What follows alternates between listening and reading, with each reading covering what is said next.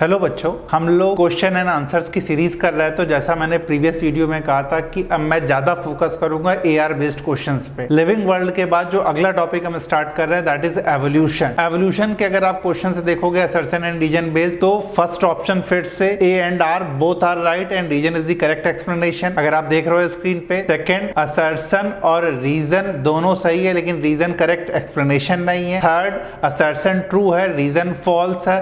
और fourth assertion false और reason true है। तो अलग अलग क्वेश्चंस में हमें अलग अलग देखते हैं। स्टार्ट करते हैं। फर्स्ट क्वेश्चन अगर हम देखेंगे तो पहला क्वेश्चन है assertion theory of chemical evolution proposed that life came from pre existing non living organic molecule. जो लाइफ है हमारी वो केमिकल एवोल्यूशन का रिजल्ट है। ठीक है, यही तो मैं बताया गया है किसमें, ओपैरिन की थ्योरी में, ओपैरिन एंड हेल्डन की थ्योरी में कि जो लाइफ है रिजल्ट है वो केमिकल एवोल्यूशन का। रीजन क्या दे रहे हैं, primitive earth condition led to the production of organic molecule.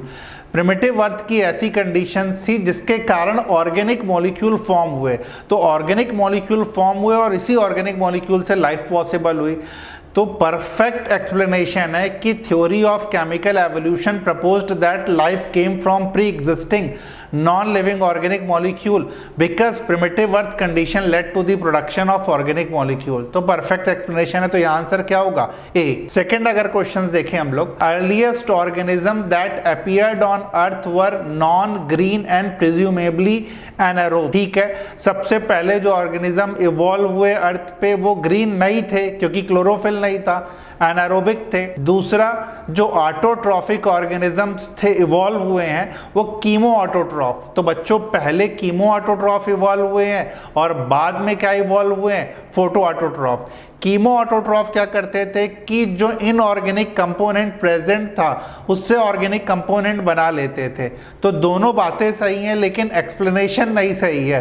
तो इसका आंसर क्या होगा, बी। नेक्स्ट क्वेश्चन अगर देखें, माइक्रोस्फीयर। सिडनी फॉक्स ने माइक्रोस्फीयर के बारे में बताया था कि जो माइक्रोस्फीयर है वो अमाइनो एसिड्स के एग्रीगेट होने से जो प्रोटीन वाइट्स बनता है उसे माइक्रोस्फीयर कहते हैं। असर्शन में देखते हैं यहाँ क्या लिखा हुआ है, Microspheres were aggregate of organic biomolecules surrounded by film of water molecule। तो जो माइक्रोस्फीयर है वो एग्रीगेट है ऑर्गेनिक बायोमोलिक्यूल का, लेकिन ये फिल्म ऑफ वाटर मॉलिक्यूल के वाया सराउंडेड नहीं है। Reason, coacervate lack definite membrane. Coacervate के पास डेफिनेट मेम्ब्रेन नहीं होती, ये बात सही है, लेकिन वो कुछ लाइफ के प्रोसेसेस जैसे मेटाबॉलिज्म है, ग्रोथ है, ये शो करते हैं। तो असर्शन ट्रू नहीं है लेकिन रीजन करेक्ट है। तो यहाँ पे आंसर क्या होगा, डी। नेक्स्ट क्वेश्चन है, सारे मैं assertion reason based questions discuss कर रहा हूँ जिससे हमारे कंसेप्ट क्लियर हो सके। जैसा ये असर्शन आप देखो क्या है, natural selection is an outcome of the differences in survival and reproduction among individual that show variation in one और मोर ट्रेट। जो लोग सरवाइव कर रहे हैं उनमें यूजफुल वेरिएशन है, यूजफुल वेरिएशन है तो उनकी रिप्रोडक्टिव फिटनेस ज़्यादा है and they are able to produce more and more offspring. यही तो डार्विन की थ्योरी है, यही यहाँ पे लिख रहा है। Reason, adaptive form of a given trait tend to become more common, less adaptive ones become less common or disappear। ठीक है, जो हमारे सर्वाइवल के लिए ज़्यादा ट्रेट कॉमन है वो अडेप्टिव होते जाएंगे, आगे की जनरेशन में जाएंगे जिससे रिप्रोडक्टिव फिटनेस आएगी, और जो लेस अडेप्टिव होगा वो धीरे धीरे क्या होगा, डिसअपियर होता जाएगा। तो यहाँ भी ऑप्शन क्या होगा, ए, क्योंकि जो असर्शन में कहा गया है कि ज़्यादा जो अडेप्टिव फिटनेस है वही अपने जैसा प्रोड्यूस करेगा, रीजन में वही बता रहा है कि जो मोर अडेप्टिव होगा वो सरवाइव करेगा और लेस अडेप्टिव डिसअपियर हो जाएगा। नेक्स्ट क्वेश्चन में अगर बच्चों आप देखो कि whale and mammals share similarities in the pattern of bones of fore limb. दोनों में ही humerus, radius ulna, carpal, metacarpal और phalanges, these organism suggest occurrence of divergent evolution. कितना परफेक्ट एक्सप्लेनेशन है, एक पॉइंट से स्टार्ट होकर के सब तरफ रेडिएट कर गए हैं। तो व्हेल और मैमल्स दोनों में बेसिक स्ट्रक्चर सेम है but both of these two are example of divergent evolution. तो आंसर यहां पर क्या होगा, ए। नेक्स्ट क्वेश्चन में अगर देखें तो मैंने ऐसे क्वेश्चंस भी चूज करे हैं जिससे आपकी थ्योरी भी और क्लियर हो सके। जैसे इसका असर्शन देखो, the introduction of new alleles into the local gene pool by interbreeding of migrating individual with members of local population is called gene migration. Yes, जब किसी न्यू एलील को पॉपुलेशन में इंट्रोड्यूस किया जाएगा, this is called as I migration, gene migration का ही part है आई migration. तो नए कैरेक्टर जब जाएंगे तो ऑब्वियसली पॉपुलेशन का कैरेक्टर चेंज होगा। Introduction of new allele into the local gene pool by interbreeding of migrating individual with members of local population is called gene migration. If gene migration happens multiple times, it is called gene recombination.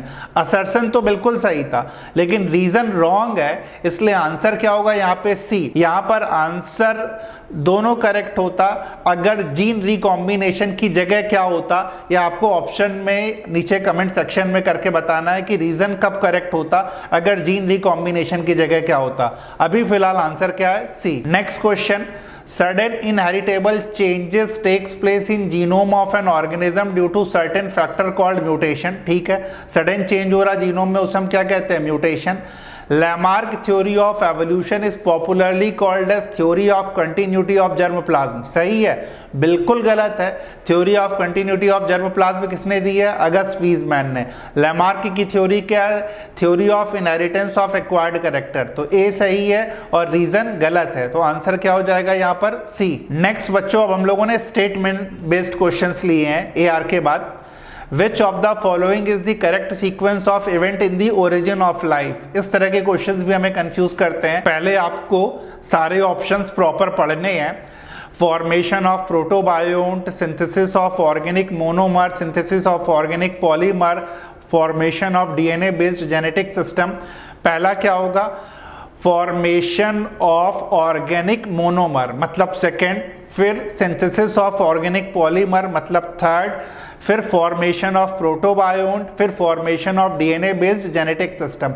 मतलब answer क्या होगा, सी। Next question, ये भी बड़ा common question है जो हमें confuse करता है।